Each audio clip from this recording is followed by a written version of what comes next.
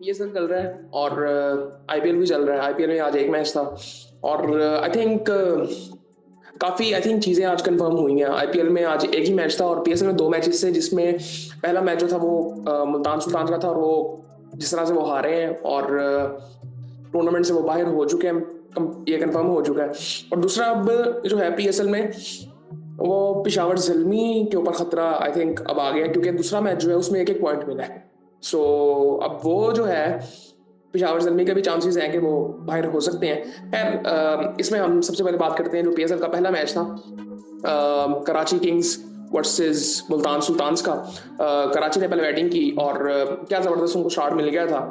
Seifert और Warner ने ज़बरदस्त स्टार्ट किया और आई थिंक ये भी अब उस तरफ जा रहे हैं कि जहाँ पे इनको अपनी प्लेइंग 11 मिल गई है। बॉलिंग में स्पेशली अगर मैं देखूँ तो इनको पता चल गया कि मीर हमजा इनके मेन बॉलर हैं और वो क्या बंदा वो बॉलिंग कर रहा है। मैं पहले कई दफ़ा बात कर चुका हूँ कि जो रेड बॉल का बॉलर है वो कहीं पे भी बॉलिंग कर सकता है और वो ये चीज़ नज़र आ रही है और इसको इतनी अपॉर्चुनिटीज़ मिली नहीं है पहले पीएसएल में भी शायद, और वैसे जनरली पाकिस्तान की तरफ से भी। खैर इनकी स्पेसिफिक बात करते हैं आज कराची ने क्या किया।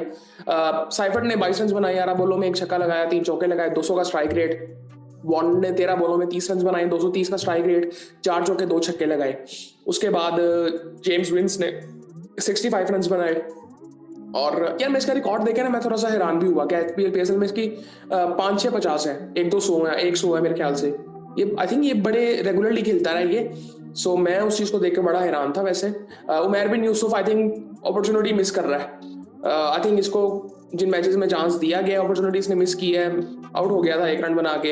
इरफान आज खेल रहा था, इरफान की आज इनिंग मुझे बड़ी देर बाद अच्छी लगी है। जो कॉन्फिडेंस उसमें नजर आ रहा था आज, 40 रन उसने बनाए 33 बॉलों में। मेरे ख्याल से इरफान को अपनी गेम पे भी थोड़ा सा और काम करना है। जिस तरह अभी जिस तरह के छक्के लगाता है ना, मुझे लगता है इसको बहुत लंबे छक्के लगाने चाहिए। इसके पास कद अच्छा है और अपनी गेम को इसको समझना है। और अभी तेरी ये 33 बॉलों में 40 वाला प्लेयर नहीं है।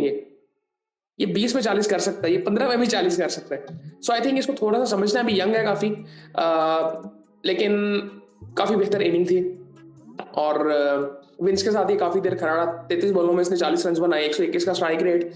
नहीं, ये 121 का स्ट्राइक रेट बहुत कम है। 3 छक्के लगाए, 2 चौके लगाए इसने। कुछ दिन एंड में आके बड़ी जबरदस्त इनिंग खेली, 33 रन बनाए 13 बॉलों में और बड़ी जबरदस्त इनिंग थी वो और कन्विंसिंग इनिंग थी। आई थिंक अगर मुझे कहना हो कि आज इसने बेस्ट इनिंग खेली है अपनी, तो मैं बिल्कुल गलत नहीं हूँ। 1-2 इनिंग्स इसकी अच्छी आई थी, लेकिन ये आई थिंक मेरे ख्याल से सबसे बेस्ट है। इसमें स्ट्राइक रेट इसका देखें 250 का स्ट्राइक रेट है और ये रिक्वायर्ड था। सो इस तरह की इनिंग्स इसको खेलनी पड़ेंगी। इसको भी अपनी गेम अभी बेहतर करनी है। किस लिहाज से बेहतर करनी है, मैं एक चीज कहता हूँ हमेशा, हमें ना सबसे पहले तो अपना ना एक माइंडसेट जो है वो प्रोग्रेसिव करना पड़ेगा कि हमें अपने आप को चेंज करना है। बेहतर करने के लिए चेंज जरूरी होता है।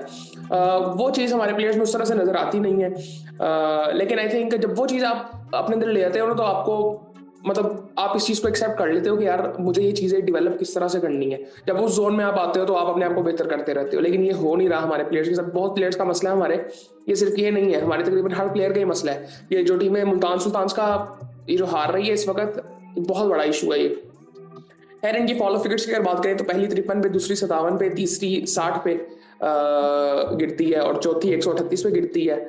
That's it. और उसके बाद अगर उनकी बॉलिंग की बात करें मुल्तान सुल्तान्स की, मुझे इनके गोरे ना सीरियस लग ही नहीं रहे इस साल मुल्तान सुल्तान्स के। आई थिंक रिजवान ने एक स्पीच की थी उर्दू में, आई थिंक मैच से पहले, किसी मैच से पहले, जिसमें उसने कहा था कि यार इनको ना एज अ मेहमान ही रखो, हमने अपने ऊपर फोकस करना है कि हमने अपना बेस्ट देके टीम को कैसे जिताना है। उस माइंडसेट में ना मेरे ख्याल से वो एक ठीक है, वो उसके एंगल से, जिस एंगल से उसने बात की वो बड़ी वो पॉजिटिव बात उसने की होगी।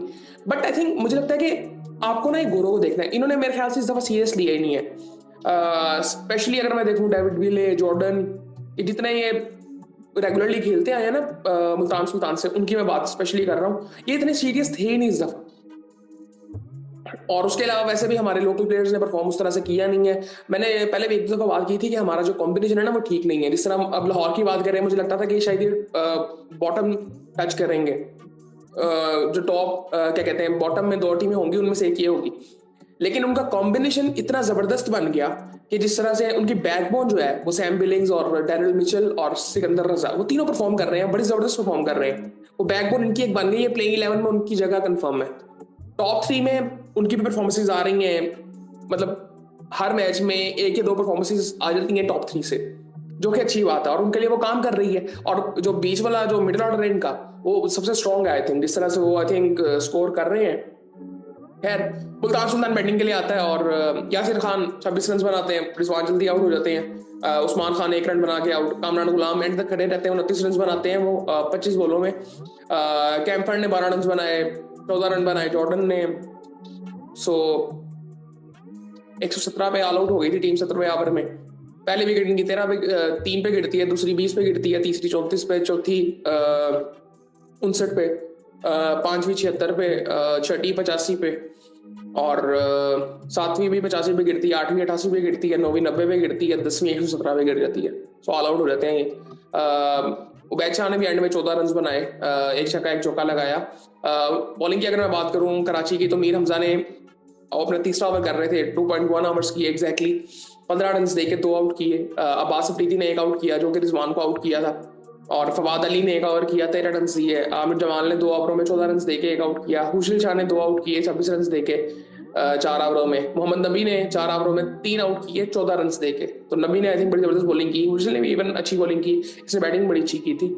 सो आई थिंक इनको भी अपना कॉम्बिनेशन मिलता जा रहा है। अब जिन टीमों को मिल रहा है ना, जिस तरह हम कोयटा की बात करें, वो शुरू में बड़े डिस्टर्ब लग रहे थे, लेकिन इनकी टीम बहुत स्ट्रांग है। इसी तरह आप लाहौर की बात करें, इनका जो बैकबोन है आई थिंक मैं पहले बात कर चुका हूँ, सिकंदर, बिलिंग्स और क्या कहते हैं मिचेल, जबरदस्त है।